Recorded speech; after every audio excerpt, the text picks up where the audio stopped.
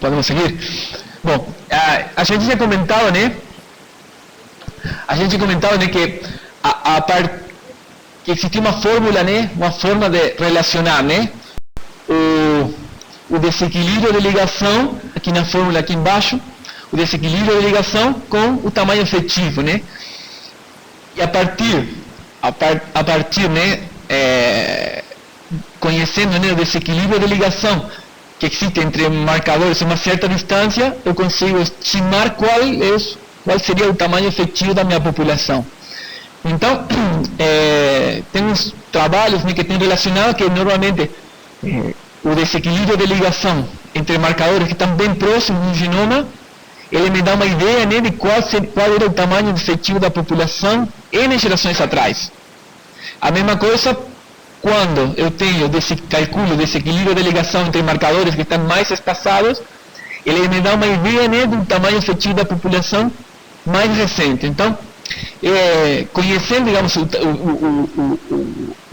desequilíbrio de ligação e a distância entre os marcadores, eu posso ter uma estimativa, uma ideia, né, de qual era o tamanho efetivo da população, por exemplo, N gerações atrás, certo? A gente tem que lembrar do princípio, né, que na medida que segmentos curtos no genoma normalmente me dá uma ideia, né, desse equilíbrio de ligação N gerações atrás, do tamanho efetivo da população muitas gerações atrás. Já quando a distância entre os marcadores é maior, esses segmentos do genoma são maiores, ele dá uma ideia do tamanho efetivo mais recente da população, do tamanho efetivo da população mais recente na história. Pode passar. Isso aqui é um gráfico para demonstrar isso, que o desequilíbrio de ligação, certo? Para diferentes distâncias entre os marcadores. Então, para uma distância fixa, né? Por exemplo, uma distância de 10 centimol entre os marcadores, que é uma distância bastante considerável, na medida que, como a gente falou, na medida que passam as gerações, o desequilíbrio de ligação tende a diminuir, certo? Agora, quando a gente, por exemplo, tem uma população jovem, como a gente falou hoje, que, lembra o exemplo de que eu tinha duas linhas endogâmicas, eu cruzava essa linha endogâmica para criar uma população F1, que é entendido como uma população jovem, nova.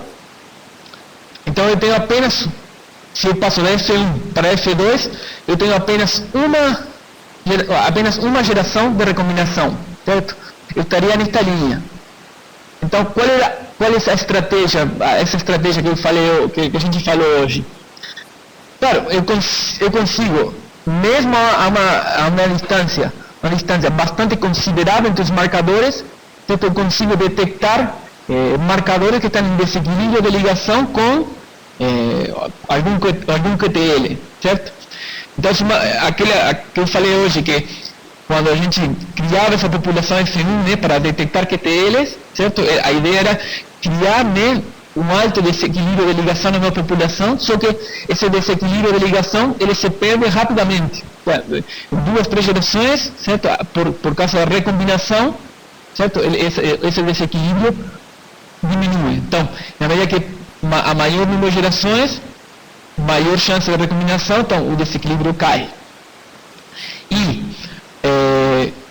na medida que os segmentos curtos, né, normalmente eles apresentam alto desequilíbrio de ligação, porque são segmentos que estão altamente conservados, já provém de um antepassado que está bem atrás, e já segmentos longos normalmente indicam a recombinação, que são mais recentes na história da população.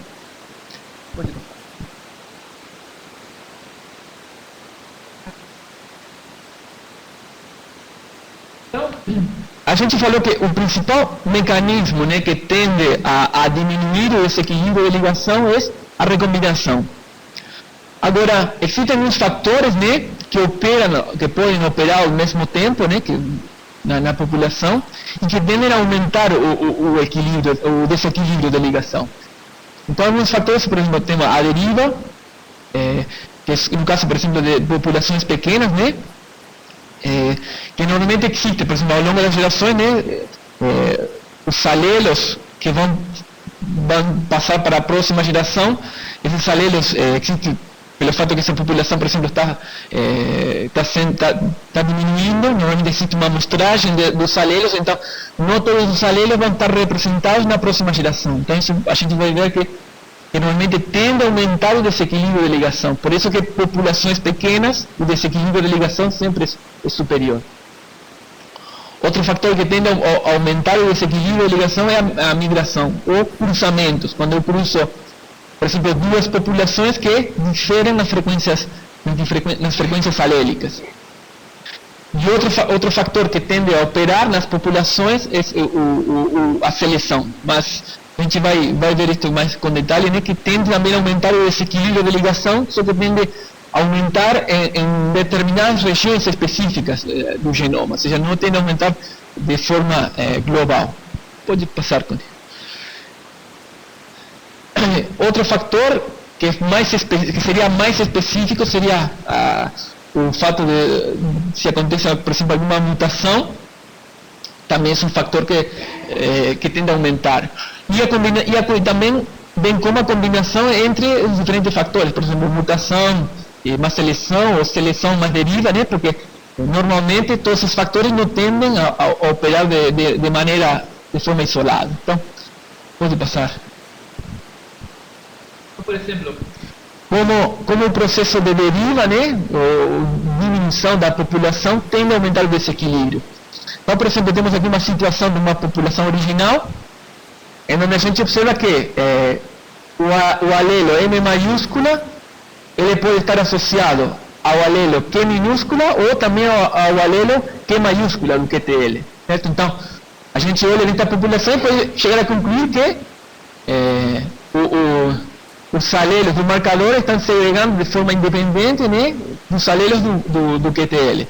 Agora vamos supor que existe essa população aqui, acontecem várias gerações de redução, né, o número de indivíduos vai diminuindo, e por simples acaso, né, existe uma amostragem de gametas em cada geração, só que essa amostragem de gametas normalmente, por acaso, na população final, a gente vai encontrar que o alelo M maiúscula do marcador sempre vai estar associado ao alelo Q maiúscula do QTL. E o alelo M minúscula do marcador sempre vai estar associado ao alelo Q minúsculo. Então, se a gente olha no final, né, ao longo de N gerações de redução, né, da população, do número de indivíduos, a gente vai observar que, neste caso, vamos criar um desequilíbrio de ligação entre o locus M com o locus Q. Fica claro isso? Por isso, você tem que pensar que são várias gerações, e aqui estamos dando o exemplo de apenas dos locus. Ou seja, você tem que pensar isso, no caso de milhares de locus, como uma deriva. Mas a deriva, digamos, a diminuição do tamanho efetivo das populações, no caso, por exemplo, dos animais domésticos, é um fator bastante importante, né, em aumentar o desequilíbrio de ligação. Pode passar. Outro fator que a gente viu, né, por exemplo, se a gente cruza duas linhas que elas têm os alelos fixados, tanto do marcador como do QTL, duas linhas que têm diferentes alelos fixados, a gente vai criar uma linha F1, uma população F1, e essa F1, por exemplo, se elas formam uma população F2, normalmente os alelos do marcador e do QTL vão segregar e, dessa maneira, vamos obter um desequilíbrio de ligação. Só que, como a gente viu, esse desequilíbrio de ligação ele vai diminuir rapidamente em poucas gerações de recombinação. Rapidamente a gente pode voltar a uma situação original, ou seja, de fixação dos alelos e diminuição rápida do desequilíbrio.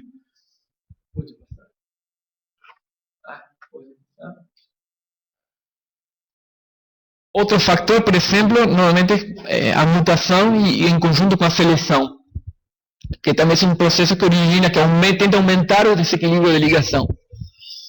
Estou dando estes exemplos assim para tentar vocês ilustrar, né, de forma gráfica assim, como cada fator opera, por exemplo, com um exemplo bem simples de dois loci, né, com dois alelos. Então, vamos supor que a gente tem uma população original, certo? E que nessa população original, né, o alelo do meu QTL, né, o alelo Q minúscula, ele está fixado. Aí, por causa de algum fator, né, um dos alelos mudou para um alelo, vamos supor, Q maiúscula, que ele, vamos supor que os animais que têm este alelo Q maiúscula, ele tem uma maior adaptabilidade, certo? Ao ambiente. Então, por um processo de seleção natural, certo? Provavelmente na minha população, os indivíduos que têm esse alelo, eles vão, certo? Ter um maior número de progênios. Então, ao longo de várias gerações, espera-se que sempre que eu encontre o alelo M maiúscula, sempre vai estar associado ao alelo Q maiúsculo. Então, existe um processo, né, de desequilíbrio, de ligação, forte ligação entre o alelo M maiúscula e o alelo Q maiúscula. Pode passar. Pode. Então, para tentar fechar e ver como os diferentes fatores que tendem a aumentar o desequilíbrio de ligação nas diferentes populações. E existe um consenso de vários trabalhos que normalmente a deriva genética ou a diminuição do tamanho efetivo das populações é o fator que tende a ter mais força nas populações de animais domésticos em aumentar o desequilíbrio, ou seja, as espécies de animais, tanto em bovinos, ovinos, ou em suínos, ou em aves, o alto desequilíbrio de ligação que elas têm, normalmente, que a gente estima, normalmente está associado a um processo de redução da população. Sempre que a população vai diminuir, o tamanho efetivo diminui, o desequilíbrio de ligação aumenta. E os outros fatores, tanto como os cruzamentos ou as mutações, são fatores que podem aumentar, né, o desequilíbrio de ligação, só que em comparação com esse efeito de deriva genética, sempre vão ser em menor escala. E outro fator que tende a aumentar o desequilíbrio de ligação é o caso da seleção. Só que a seleção ela tende a aumentar o desequilíbrio de ligação não de forma geral no genoma, sino que de forma específica em determinadas regiões, certo? Não, é o que a gente chama de, o pessoal fala de assinatura de seleção, ou seja, por exemplo, se eu vou selecionar um grupo de animais, ou seja, eu posso, provavelmente vou alterar aqueles alelos, ou aqueles genes, certo? Que influenciam a característica que eu estou procurando aumentar. Então, na realidade, o efeito da seleção tende a aumentar o desequilíbrio de ligação em determinadas regiões do genoma, certo? Pode passar. Então, vamos supor, só para mostrar como age a seleção, na verdade eles chamam de varredura seletiva ou selective sweep. Então, por exemplo, existem muitos estudos, por exemplo, que comparam, e isso é bacana fazer, por exemplo, ou em trabalhos de simulação, ou no caso, por exemplo, a gente tem um rebanho, certo, que ele não foi selecionado, e um rebanho que está sendo selecionado para alguma característica. Então, eu posso selecionar várias gerações, por exemplo, 5, 6 gerações, e no final, na última geração, eu posso comparar, né, como é o desequilíbrio de ligação desses dois rebanhos. Então, vou comparando região por região. Eu vou tirar várias janelas, certo, do genoma, e vou comparando o desequilíbrio de ligação. E normalmente, tem alguns trabalhos que têm mostrado que, normalmente, populações que são selecionadas, certas regiões do genoma tendem a aumentar o desequilíbrio de ligação.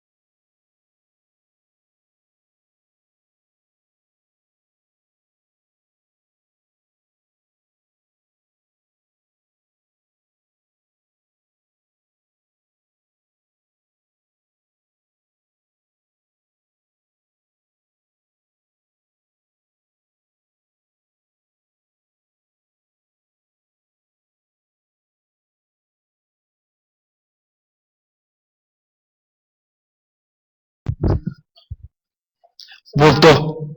Voltou. Oi, tá ouvindo? Tá ok. Então, essas assinaturas de seleção que a gente chama são regiões específicas, certo? Que normalmente existe uma fixação dos alelos nessas regiões, certo? Então, normalmente essas regiões apresentam um maior grau de homocigose, ou seja, existem segmentos, certo, do genoma que a frequência, né, desses segmentos, o grau de semelhança entre animais e naqueles segmentos é maior. Por quê? Porque a seleção está agindo naquele segmento. Por quê? Porque provavelmente estou selecionando, e naquela região existe provavelmente algum QTL ou algum gene, certo, que influencia a característica que estou selecionando. Então, ele age em determinadas regiões. Então, por exemplo, aqui, para explicar o que eu estou falando. Por exemplo, aconteceu uma mutação em algum momento, N gerações atrás, certo? O alelo Q minúscula mudou para o alelo Q maiúscula. Vamos supor que este alelo Q maiúscula, ele tem, os animais que têm esse alelo, ele tem maior peso al desmama, certo? Então, ao longo de várias gerações, eu vou selecionando para os indivíduos, né, que têm maior peso al desmama. E se tem maior peso al desmama, provavelmente eles vão ter este alelo Q maiúsculo. Então, em realidade, o que é o que acontece? Como vão acontecer várias gerações de seleção, você lembra que a seleção tende a aumentar o desequilíbrio em determinada região. Só que, como acontecem várias gerações várias gerações, também existem muitas chances de recombinação. Então, em realidade, são duas forças que estão operando. Uma, para aumentar a frequência deste alelo e de todos os alelos dos marcadores que estão próximo desta região, certo? E existe outra força que vai tentar diminuir o desequilíbrio de ligação, que é a recombinação. Então, normalmente, o que a gente chama é que a seleção, em realidade, está operando mais rápido que a recombinação, certo? Então, normalmente, a gente observa que existem determinados blocos no genoma, certo? Que eles tendem a atender para a homocigose, mas não é um alelo só, sino que são vários lotes, né, que estão sendo fixados por causa da seleção. Ok? Então, esses são dados reais, certo? Foi calculado, né, o desequilíbrio de ligação em dois rebanhos, certo? Era de bovinos leiteiros. Um dos rebanhos estava sendo selecionado para maior produção de leite e o outro rebanho não era selecionado. Acho que são 100 e poucos animais que foram medidos. E aqui a gente tem o desequilíbrio de ligação para cada um dos cromossomos. E como você pode observar que existe uma tendência que a barra branca, né, que seria a população selecionada, para cada um dos cromossomas, normalmente o desequilíbrio de ligação sempre foi superior em relação ao rebanho controle. Vou te passar, Conde. Então, este novo conceito que a gente falou de assinatura de seleção, normalmente a seleção age para aumentar, né, a frequência de certos alelos em determinadas regiões. E normalmente existe interesse, por exemplo, no trabalho de pesquisa que procura, por exemplo, estudar assinaturas de seleção em diferentes rebanhos. E uma vez que eu consegui detectar essas assinaturas de seleção, eu consigo ver se dentro dessa região que está sendo selecionada, ou seja, que está sendo fixada, se existe, por exemplo, algum QTL, né, ou algum gene que esteja influenciando a característica que estou selecionando. Certo? Pode passar, Cone. Então, existe uma estadística, ou seja, normalmente a abordagem desses trabalhos é estudar, por exemplo, o desequilíbrio de ligação em determinadas regiões, aquelas regiões que têm maior desequilíbrio, certo? Porque a gente falou que o desequilíbrio normalmente ele é bastante heterogêneo, né, ao longo do genoma.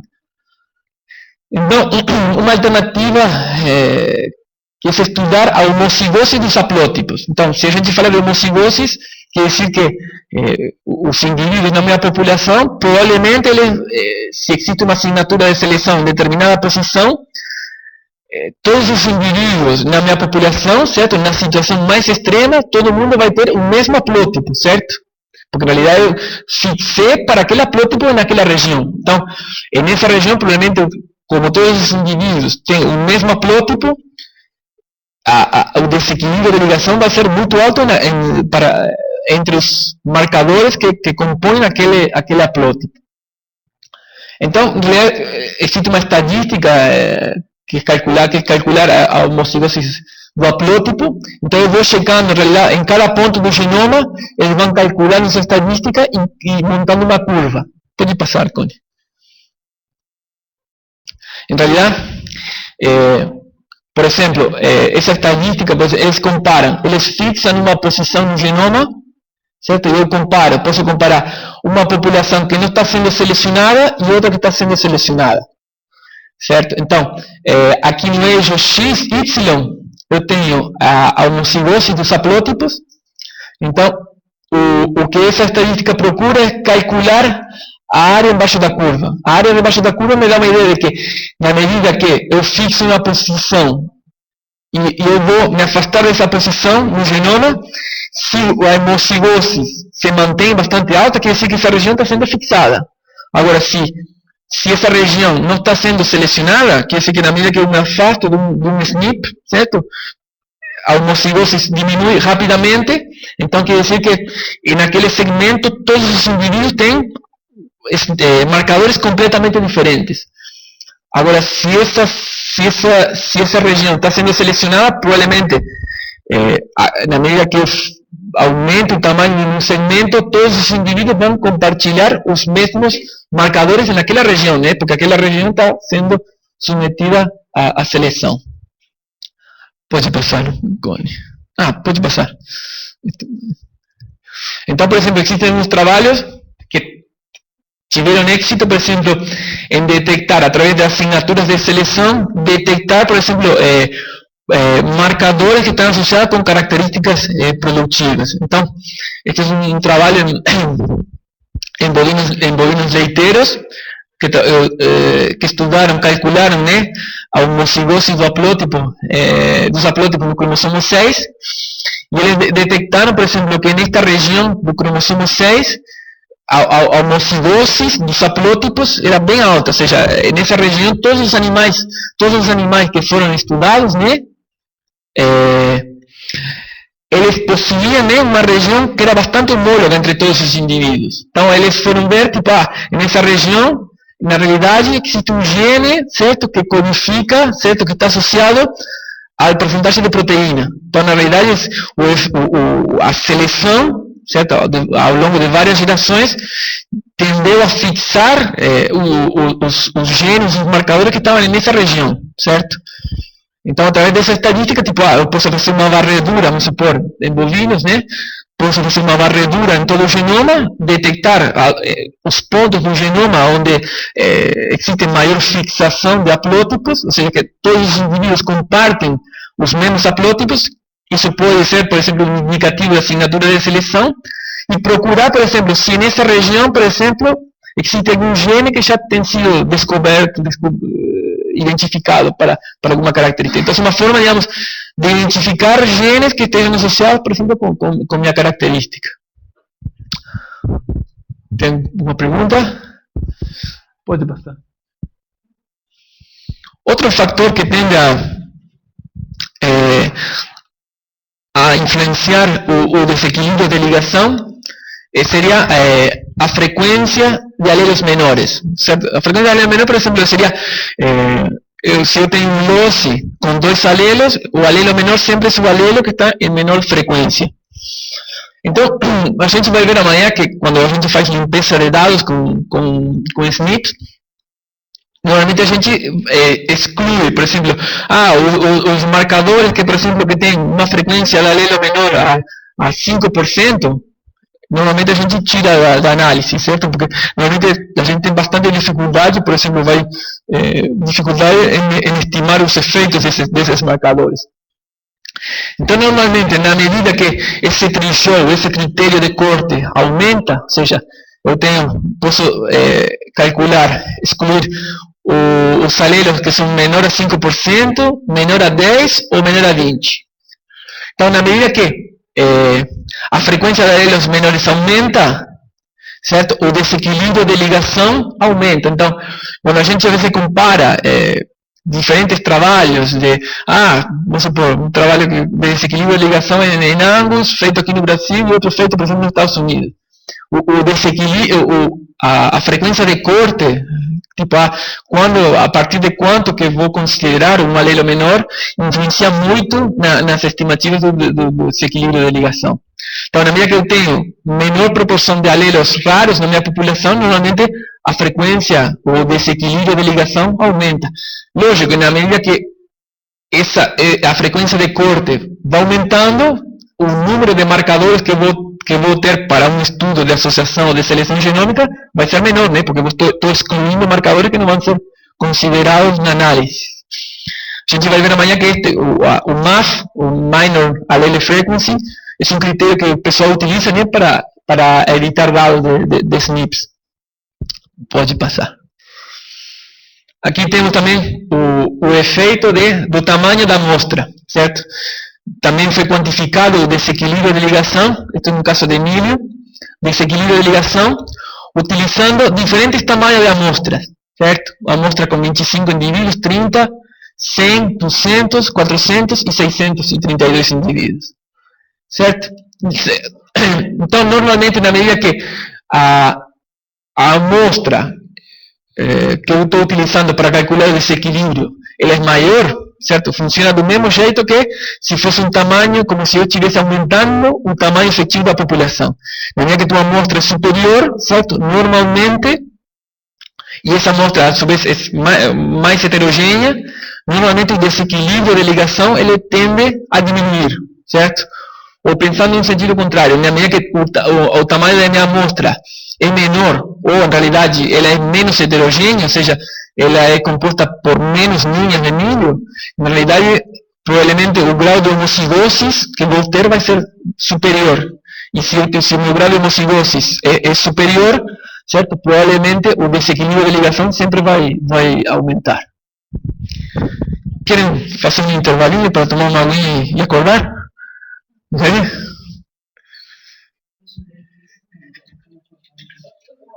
Sim. Não, você comentou que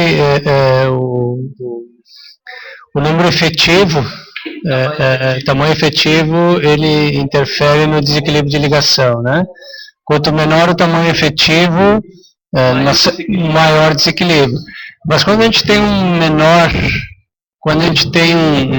um menor tamanho efetivo, significa dizer que a gente está em homozigose, a gente está fixando os alelos. Como é que isso lá na seleção, pensando, né, como é que no processo de seleção genômica, a gente está, por um lado, querendo um desequilíbrio maior, mas, por outro lado, a nossa população está com genes mais fixados. Né? Eu estou pensando assim, em termos práticos, tipo assim, se a minha população, se eu vou diminuir minha população, né, o tamanho efetivo diminui, o desequilíbrio aumenta, então com menos marcadores eu consigo fazer seleção genômica. Então o que acontece? Na hora, tipo, eu faço, vamos supor, eu tenho um rebanho experimental, né, eu falei assim, eu quero desenvolver uma equação, né, de previsão, que a partir dos marcadores consiga predizer o valor genômico dos animais. Então minha população é pequena, eu falei assim, eu não preciso 700 mil marcadores, eu preciso 20 mil marcadores, porque o desequilíbrio é bem alto, porque minha população é pequena. Só que essa equação de predição vai servir somente para ti, não vai servir para ninguém, porque, aliás, provavelmente, como os alelos vão estar fixados, que a gente vai ver agora, a fase de ligação entre os marcadores e os QTLs vai ser uma determinada fase totalmente diferente de uma população que tem um tamanho efetivo maior, certo? Que tem maior diversidade de alelos e de haplótipos. Então, em realidade, como você está tendo, lembra aquela abordagem das famílias? Você está dentro da população, certo? Você vai ter os marcadores, vão estar em alto desequilíbrio de ligação entre eles, só que a nível de toda a população, se você junta teus dados com outras populações, em toda a população do Brasil, por exemplo, os marcadores vão estar em equilíbrio de ligação. Lembra aquele esqueminha, tipo, toro 1 tinha a fase de ligação era entre o marcador e o QTL era totalmente diferente da família do toro 2. Então, quando você tende para fixar os alelos dentro de uma família, certo? Você vai diminuir o tamanho efetivo da população, tudo bem, o desequilíbrio de ligação entre rebanho aumenta. Só que a tua equação de predição provavelmente não vai ser tão confiável se você pega a tua equação de predição e tenta predizer o valor genômico em outra população, por exemplo, que tem um tamanho efetivo superior. Por quê? Porque os marcadores que você está indicando na outra população, como você vai utilizar menos marcadores, a distância média entre o marcador e o QTL aumenta. Então a chance de recombinação aumenta, né? Na tua população não, porque como essa população é pequena, dentro da população o desequilíbrio é alto. Só que quando você enxerga a nível de toda a população, vários rebanhos,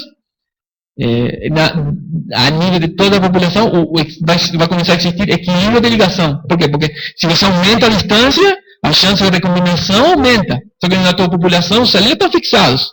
Só que em outra população não necessariamente estão fixados. Então a fase de ligação aumenta. Então vamos para agora e voltamos às 3 horas da tarde, daqui a 20 minutos, ok?